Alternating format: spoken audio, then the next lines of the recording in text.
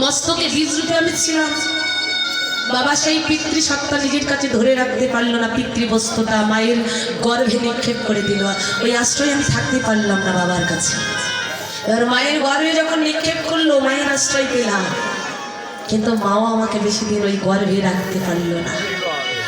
10 মাস 10 দিন পর নিক্ষেপ করলো ধরা মায়ের বুকে। এবার ধীরে ধীরে আমি বড় হতে লাগলাম। আমার বাবা মা কি করলে, ওই একটা শিক্ষক অর্থাৎ পড়াশোনার জন্য, শিক্ষা অর্জনের জন্য একটা আশ্রয় তৈরি করিয়ে দিলেন। সেটা হলো আমার শিক্ষকের আশ্রয়। শিক্ষকের আশ্রয় নিয়ে আমি পড়াশোনা করে বড় হচ্ছি, একটা চাকরি পেয়ে গেলাম। তখন আমি কার আশ্রয়ে চলে গেলাম? আমার বসের আশ্রয়ে চলে গেলাম। এবার আমার বস আমাকে দেখছেন, তার আশ্রয়ে রাখছেন, মাস পরন্তি 30-40 হাজার টাকা মাইনে দিচ্ছেন। এইবার আমার বাবা মা আমাকে বিবাহ দিচ্ছে। আমি যদি নারী হই, মেয়ে হই, তাহলে আমি আমার স্বামীর আশ্রয়ে চলে গেলাম। স্বামী আমাকে আশ্রয় দিল। কয়েকদিন পর একটা সন্তানের জন্ম দিলাম। সন্তানকে লালন পালন করে যখন বড় করে বিয়ে দিলাম, দেখতে দেখতে আমার বয়স হলো, আমি বৃদ্ধ হয়ে গেলাম। তখন আমার আশ্রয়টা কোথায় হলো? সন্তানের আশ্রয়। এই সন্তানের আশ্রয়ে থাকতে থাকতে আমার দেহে যত শক্তি ছিল, তেজ ছিল, এতদিন শক্তি দিয়ে, তেজ দিয়ে, ক্ষমতা দিয়ে এই সংসারকে আমি শুধু ঢেলে দিয়ে গেছি। নিজের জীবনটার কথাও একদিনও চিন্তা করিনি। শুধু একটাই চিন্তা, কি করলে আমার ছেলে মেয়েগুলো ভালো থাকবে, কি করলে আমার স্ত্রীটা ভালো থাকবে, কি করলে সংসারে সব ভালো থাকবে, আমি ভালো থাকবো। এটা তারা কমই ভাবে, তাই না? নিজের কথাটা খুব কমই আসে। এখন কথা হলো, সন্তানের আশ্রয়ে যখন আমি চলে গেলাম, বয়সটা অনেক ভার হয়ে গেল, মানে আমার বৃদ্ধকাল চলে এলো। এইবার যখন বৃদ্ধকাল চলে এলো, ছিলাম সন্তানের আশ্রয়ে। জরা ব্যাধি শোক সব আমায় এমনভাবে আঁকড়ে ধরলো, সন্তানের আশ্রয়ে থাকতে থাকতে আর তারাও তাদের আশ্রয়ে রাখতে পারল না। তখন আর তাদের কারো আমাকে ভালো লাগতে, মানে আমাকে আর ভালো লাগছে না। এখন ওই দেখতে দেখতে বয়স হয়ে যাচ্ছে, নিজের খাওয়াটাও নিজের খেতে পারি না, নিজেকে কোথাও যেতে পারি না, এমনকি ল্যাট্রিনে যে বাথরুম করতে যাবো সেটাও আর যেতে পারি না।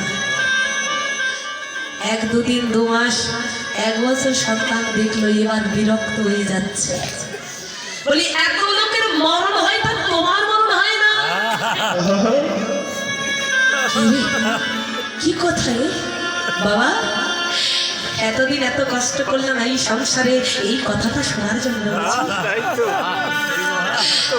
নিজে না খেয়ে সন্তানদেরকে খাইয়েছি। কতদিন নিজে না খেয়ে দেখেছি, আমি কষ্ট পাই, আমার সন্তান যেন কষ্ট না পায়।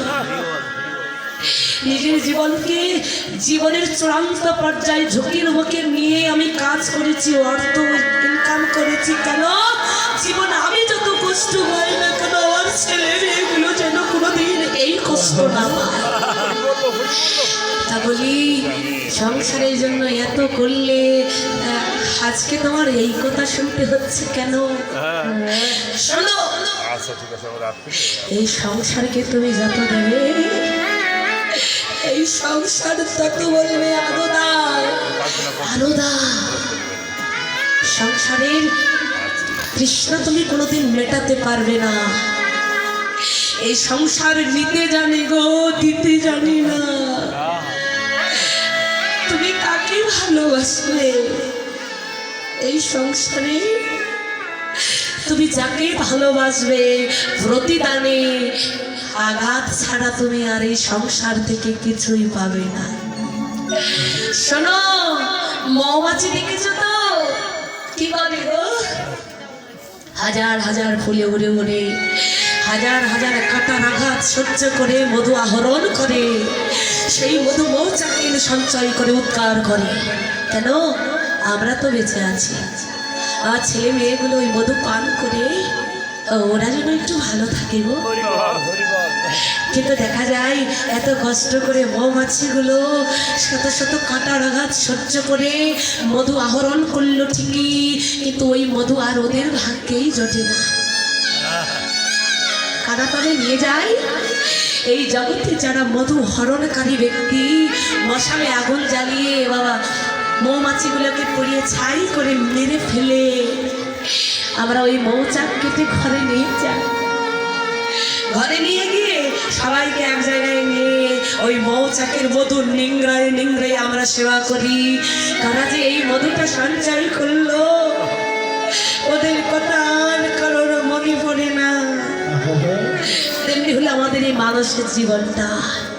আমরাও এক একটা মৌমাছি মা, কত কষ্ট করে কত দুঃখ কষ্ট সহ্য করে মায়েরা খাটে সকাল থেকে রাত পর্যন্ত সংসারে, আর বাবারা পরিশ্রম করে ঘরের বাইরে। দুজনেই পরিশ্রম করছে শুধু আমার ভবিষ্যৎ প্রজন্ম, আমার সন্তানগুলো যেন ভালো থাকে, এরা যেন দুধে ভাতে থাকে। তাই কি করছে মা, বাবারা ওই অর্থ ইনকাম করে ব্যাংকে জমা করছে। শোনো, ব্যাংকে জমা করতে করতে যখন বাবার বুড়ো বয়স বৃদ্ধকাল চলে এলো, ছেলে মেয়েগুলো বড় হলো, এখন ওই বাবা যখন বুড়ো হয়ে গেল বৃদ্ধ হলো, তখন দেখবেন বার্ধক্য মানে জরা ব্যাধি। এবার কি হবে জানো, বাবার যখন জরা ব্যাধিতে শরীর পূর্ণ হবে, তখন ছেলে মেয়েগুলো কি বলবে জানো, দেখো কি আর হবে বলো, বাবা তো বুড়ো হয়ে গেছে, দুদিন পর মরেই যাবে, অযথা ওই টাকাগুলো ব্যাংক থেকে তুলে খরচ করে কি হবে? হ্যাঁ কি হবে, বাবা তো আর বেশি দিন বাঁচবে না, কি হবে খরচ করে, থাক ওই ব্যাংকের টাকা ব্যাংকে থাক থাক। মানে কি না, তুমি যে এই দেহের ঘাম ঝরিয়ে এতদিন ব্যাংকে যে অর্থটা তুমি সঞ্চিত করলে, ওই তোমার জমানো অর্থটা একদিন আর তোমার সেবায় লাগবে না, ওটা ওখানেই থাকবে। এবার দেখবেন দিনের খেয়ালে, যখন এই সময়ের খেয়ালে যখন আপনি হারিয়ে যাবেন, যেদিন আপনি মরে যাবেন, সেদিন আবার আপনার ওই যে প্রিয় প্রিয় মানুষগুলো ছিল, তাড়াতাড়ি নাও, এই এক কাজ কর, তাড়াতাড়ি বাঁশ কাট, আর দেরি করিস না, দড়ি খড়ি যা লাগে সব জোগাড় কর, কারণ মরেই তো গেছে, আর রেখে কি হবে? কারণ যদি কোনো কারণে একটা রাত গড়িয়ে যায়, বাবা কিংবা মা যেই মরে যাক, আর বাবা মা বলে ডাকবে না মরা, ও এখনো মরা, শুধু মরা নয়, যদি কোনো কারণবশত রাত গড়িয়ে যায়, ওরাই তোমাকে বলবে একটা কাজ করো, ওকে ছুস না, ও যে বাসি মোরা, ও মারা বাসি হয়ে গেছে, ছুলে তুই অপবিত্র হয়ে যাবে, তুই ছুস না, ছুলে অপবিত্র হয়ে যাবে দেহ। আরে যে দেহটার জন্য এত গৌরব, যে দেহের জন্য আজকে আমরা কি না করছি, দেহটাকে ভালো রাখার জন্য ভগবানকে ভুলে, এই ভক্তির পথ ভুলে আমরা যা মন চাই তাই খাই, যা মনে ভালো লাগে তাই করি, কত ভালো পোশাক দিয়ে সাজাই এই দেহটা, আত্ম অহংকারে ভরা এই দেহ, এই দেহের চিন্তা করছো, ভবা পাগলা গানে গানে বলছে শোনো, যে দেহটা আমি এত গৌরব করছো না, মনে রেখো এই দেহটা তোমার একদিন থাকবে না গো। কেমন হবে জানো, ও তোর সোনার রঙ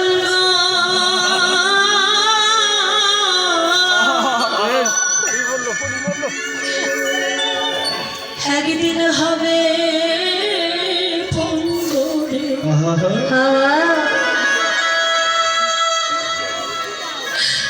ও তুই যেদিন পুরে হবি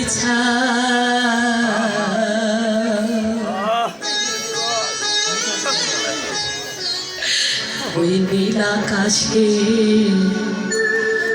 উড়ে যাবি ওরে,